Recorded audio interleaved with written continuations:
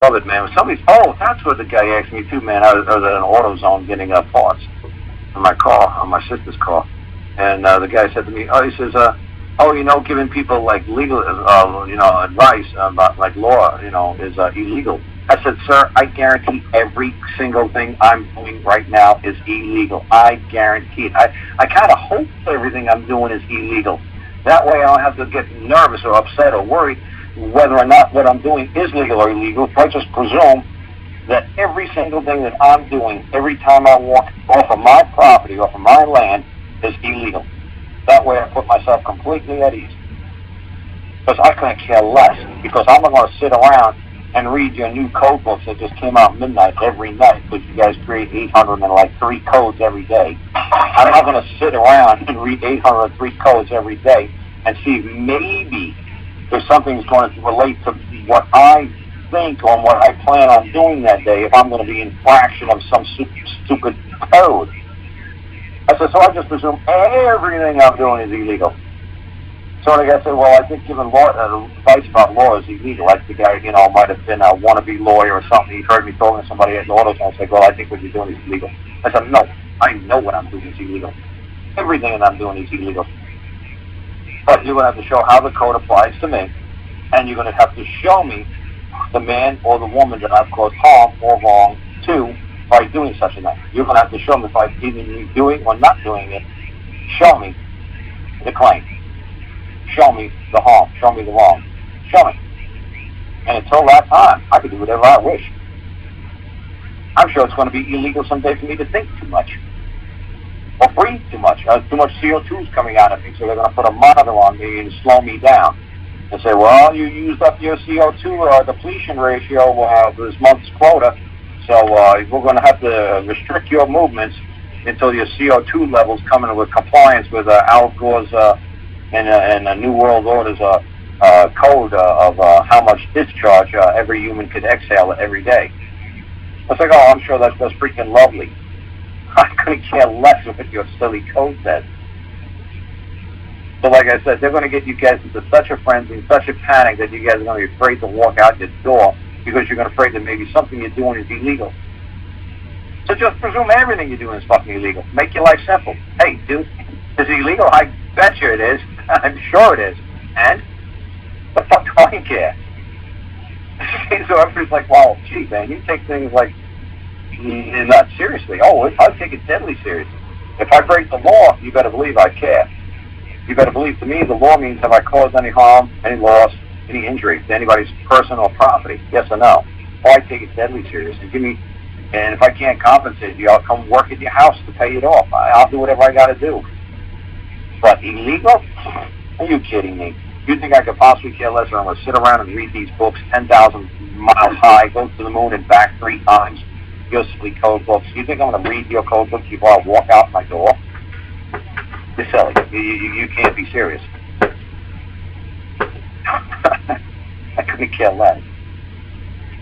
So, that kind of just, dissuaded that guy from going down like, oh, I'm going to tell somebody, man, you're out here, helping people with law, man, So, oh, really? So I can't tell people that I believe in the law of gravity, that when I drop something, it's going to hit the ground. So you're telling me that my belief, to me, law is my belief. The law I say is the law. This is what I say I believe. And that's when you ask me about appeals. What other people in my community also believe. That's why I say to you guys, I said, sometimes it's better to go in front of a guy with a black robe. Because he's stuck to the code. He's stuck to the black and white letter of the law of his world. You take it out to the jury, they could go, Alex Trebek, I'll take him off the board and we're going to hang this guy for speeding in a school zone for $50, and they'll hang you. They don't have to go. If you go in front of a jury, they can go totally off the board with whatever they have written in the book in front of them. They put themselves to question themselves into a little jury room, and they go say, you know what? Let's nail this guy. Let's give him 50 years to life for doing 25 and a 15 in a school zone. This is the 12th time he did it in the last 3 days. Enough of this guy. Let's hang him. You're screwed. Yeah, juries can be cruel. Yeah, you better make sure. People underestimate the jury. Yeah, you better be really careful. When you want that jury, you better be really careful. Because that's how I guarantee, almost every single person who's sitting, who did pro se nonsense and went to an IRS, took the IRS into tax court, and they had a jury trial, I guarantee the jury hanged everybody. Because I was like, well, what makes you think you shouldn't have to pay taxes? So I got to pay it. You should have to pay it. Yeah, we're your own worst enemy, right? Yeah, but in front of a guy in a black robe, you could just say to the judge in the black robe, it's like, the IRS is making a claim, and can you just have the IRS bring their claim forward? Or can you just have the IRS produce the law? And get on the witness stand and testify to it. And there you go, make them do it. And the judge will be like, well, go ahead and I'll do it. That's exactly what I did with a guy in Indiana. There's a prosecutor, the state of Indiana was coming after him. The prosecutor, I sent him 3 sentences, and the judge laughed his ass off, and the younger prosecutor asked the older prosecutor, do you actually have to answer these 3 questions? And he said, we soon will find out. Because the guy who handed the 3 questions to the court, he didn't know how to become the prosecutor or the pursuer, and now he was the hunter chasing the hunter, and he didn't know how to do it. He didn't realize I flipped the court. And the judge said, oh, this is funny, this is good, this is really good. And the prosecutor's like, well, I got some very important information that was just handed to me, and I'm going to require a 30-day leave of court to answer these 3 questions. No, dude, no. You're going to answer them, you're going to answer them freaking now.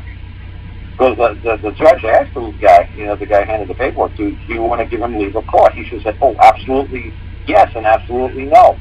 He said, what do you mean absolutely yes and absolutely no? Well, yes, of course, I want to give everybody whatever they wish in life. If he wishes leave, I wish him well. But if he wants me to come back and he wants to pursue me some more and hunt me some more, I'm going to ask a $10,000 appearance fee so he could stalk me and hunt me some more. So if he wants me to come back in 30 days, that's fine. He's got to answer up now. So that way, I won't charge him a fee every appear so he can hunt me some more. So you prosecute me, because that's all prosecute means, is to pursue something like a hunter. You want me to play the prosecuted? You want me to play the victim? You want me or the hunted? I'll be there. I'll run around through the woods for you. Give me $10,000. I'll be more than glad to give you a hell of a sport. I'll give you a hell of a game. I'll give you a hell of a chase. You ain't going to catch me, not these mountains. But that's why the little guy, the guy in Indiana, didn't know how to take it. He didn't know how to move it. He didn't know how to become the prosecutor. He just spent his whole life being a defendant. It's so funny. You guys don't know how to become the prosecutors. All you guys know how to do is crawl in a bowl and take it and apologize like crazy. Or just say, well, I can do this and I can do that and I got rights and the Constitution says this. Dude. Yeah, right. The minute that you see the Constitution go vocal cords and say something, let me know. Well, the Constitution says this. Oh, really? And what did your Lucky Charms unicorn say to you? What did it say? The Constitution doesn't say anything. You believe it reads this. Yeah, you believe it reads this. You believe the Constitution reads this. I don't hear it say anything. Yeah, it's okay. Speak up. Right, tell them to speak up. The Constitution says this. Oh, that's lovely. Yeah. Well, Indiana Code says this, or Florida Code says this. Yeah, really. No, when you see what these folks write, they say the Indiana Constitution or the Indiana Code section reads, and they said this is what it reads. And they're reading it because to them, they've got the license to practice the legalese system in that state, and they believe that they have the capacity to interpret legalese. Now, if that's what he believes it reads, great. You know what? I don't believe it reads that. Like what? That's not my belief. That's his belief. Yeah. Wherever two more agree, the truth is there. And if you agree that it reads that, then you just agree to it. You get to go where that piece of paper goes. And like I said, that's when I got really lucky back in North Carolina with that moonshine stuff. A judge explained it to me off the record, off the books, after the trial was over. And in the middle of somebody else's trial, I walked back out of the courtroom, and I said, this is going to drive me crazy for the rest of my life, man. I don't understand how you did this. I said, you saw me peeking through the door. Like, I opened the door, and it was like a church, and it was so quiet, but there was another couple of families up there crying, and whatever the hell their problem was. And he said, Mr. Lentz, can I help you? I said, I really wanted to ask you something. I said, it's going to drive me crazy. I said, but I see you busy. I said, he says, can I ask you a question? And he says, no. I said, do you mind if I ask you a question? He said, no. So I went to leave. He said, no, I mean, I don't mind if you ask me. I said, okay, you're kind of busy. He said, no, these folks can wait. He says, what is it? He said, what is it? Razzle dazzle you just did to me. What just happened here? If I pled guilty, I go home. Not guilty, I stay. What's going on here? So he told me that part of it. And then he said to me, he said, look, kid, this law is very simple. Do you realize what you were charged with? And he was like, I was like, yeah. I said, moonshine. He says, no. You added an artificial heat source to speed the fermentation of an alcoholic beverage without a federal permit. He said, you realize they gave you like 20 loopholes? If you could find one word that's ambiguous, that's not crystal clear, that might have multiple meanings, he said, do you realize their case would have humbled? He said, he said, so when you see a charge against you that's like 20 words long, they're giving you a freaking loophole like a mile wide. You just is it really against you though either?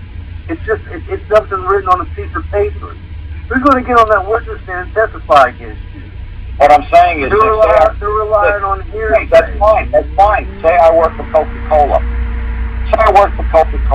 Okay, and the president of Coca-Cola had me down in human resources, and they were going to judge my actions or inactions that day.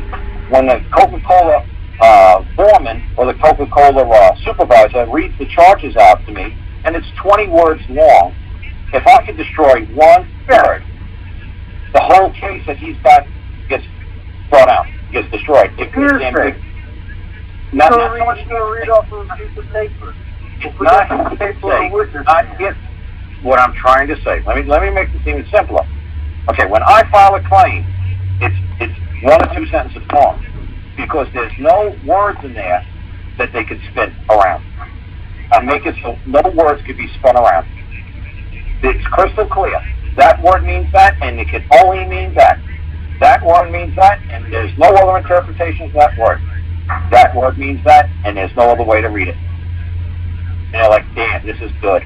He's not giving us any way to spin the words. Nope.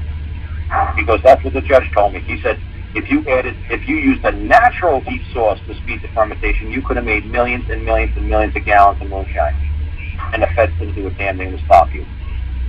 But it had to be a natural heat source. Or he says, pick another word. He says, you can spend the rest of your life just destroying those 20 words, and there's not a damn thing the feds can do to stop you. Because it has to be literally to the letter of the law. He says, that's what we're bound to, the letter of the law. So when everybody says judges are evil, and judges are mean, and judges are psychotic, hell no, they're not. They are bound to the letter of the law. And if you could show them that that's not the letter of the law, that's not what that letter means, that's not what that word means, they'll say, wow, okay, it's not crystal clear. Okay, well, you know what? We're going to have to let you go. Because that's not what it literally means. You're right, it could mean multiple things. So that's what I'm saying. The judge taught me that. So like I said, he taught me that because he liked me. He says, you're a good kid. He said, I never met you. I've never seen you again in my court. He said, but the sheriff of the county thinks you're great. And he says, you work 6 days a week. You work on dairies.